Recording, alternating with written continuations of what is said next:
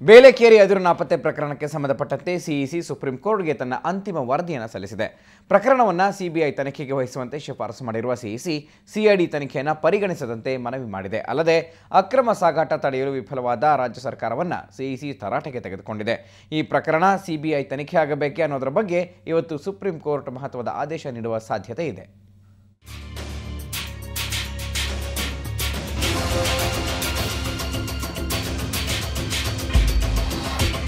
ಬೇಲೆಕೇರಿ ಅದಿರು ಅಕ್ರಮ ಸಾಗಣೆ ಪ್ರಕರಣ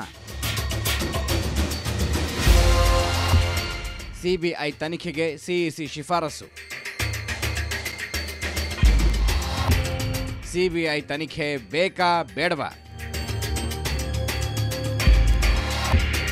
ಇಂದು ಸುಪ್ರೀಂ ಆದೇಶ ಸಾಧ್ಯತೆ.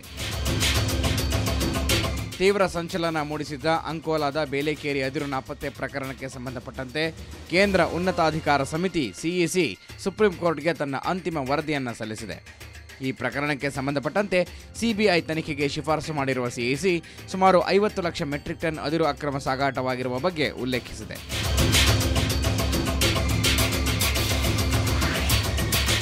ವರದಿಯಲ್ಲಿ ಏನಿದೆ? ಬೇಲೆಕೇರಿ ಬಂದರಿನಿಂದ ಬರೋಬ್ಬರಿ 88 ಲಕ್ಷ ಮೆಟ್ರಿಕ್ ಟನ್ ಅದಿರು ಸಾಗಾಟವಾಗಿದೆ. ಜನವರಿ 1, 2009 ರಿಂದ 2010 ಮೇ 31 ನಡುವೆ ಈ ಸಾಗಾಟ ನಡೆದಿದೆ. ಇದರಲ್ಲಿ ಅನುಮತಿ ಇದ್ದದ್ದು ಕೇವಲ 38 ಲಕ್ಷ ಟನ್ ಅದಿರು ಸಾಗಾಟಕ್ಕೆ ಮಾತ್ರ. ಸುಮಾರು 50 ಲಕ್ಷ ಟನ್ ಅದಿರನ್ನು ಅಕ್ರಮವಾಗಿ ಸಾಗಾಟ ಮಾಡಲಾಗಿದೆ. 5 ಲಕ್ಷ ಲಾರಿ ಟ್ರಿಪ್ಗಳಲ್ಲಿ ಈ ಅದಿರನ್ನು ಸಾಗಾಟ ಮಾಡಲಾಗಿದೆ. 73 ಕಂಪನಿಗಳು ಅಕ್ರಮ ಸಾಗಾಟದಲ್ಲಿ ಭಾಗಿಯಾಗಿವೆ ಎಂದು ವರದಿಯಲ್ಲಿ ಉಲ್ಲೇಖಿಸಲಾಗಿದೆ.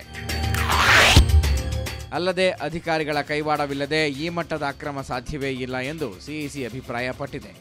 ಅದಿರು ರಫ್ತುದಾರರು, ಸಂಗ್ರಹದಾರರು, ಗಣಿ ಮಾಲೀಕರು, ಟ್ರಾನ್ಸ್ಪೋರ್ಟರ್ಸ್ಗಳು ಅಕ್ರಮದಲ್ಲಿ ಭಾಗಿಯಾಗಿದ್ದಾರೆಂದು ಸಿಇಸಿ ಹೇಳಿದೆ. ಅಲ್ಲದೆ ಪ್ರಕರಣದ ಸಮಗ್ರ ಹಾಗೂ ತ್ವರಿತ ತನಿಖೆ ನಡೆಯಬೇಕೆಂದು ಹೇಳಿರುವ ಸಿಇಸಿ ಸಿಬಿಐ ತನಿಖೆಗೆ ಒಳಪಡಿಸುವಂತೆ ಶಿಫಾರಸು ಮಾಡಿದೆ.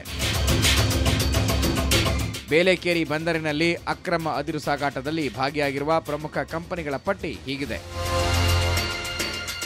Mallikarjuna shipping, ST logistic, dream logistic, Swastik cement and minerals, eagle traders, SMSK minerals trading, Manjunatheshwara minerals, Swastik steels private limited ಸೇರಿದಂತೆ 73 ಕಂಪನಿಗಳು ಅಕ್ರಮದಲ್ಲಿ ಭಾಗಿಯಾಗಿವೆ ಎಂದು ಸಿಇಸಿ ಹೇಳಿದೆ. ಇದೇ ವೇಳೆ ಅದಿರು ಅಕ್ರಮ ಸಾಗಾಟ ತಡೆಯುವಲ್ಲಿ ವಿಫಲವಾದ ರಾಜ್ಯ ಸರ್ಕಾರವನ್ನು ಸಿಇಸಿ ತೀವ್ರ ತರಾಟೆಗೆ ತೆಗೆದುಕೊಂಡಿದೆ. ಬೇಲೆಕೇರಿ ಬಂದರಿನಲ್ಲಿ ಅದಿರು ಅಕ್ರಮ ಸಾಗಾಟ ತಡೆಯುವಲ್ಲಿ ರಾಜ್ಯ ಸರ್ಕಾರ ವಿಫಲವಾಗಿದೆ.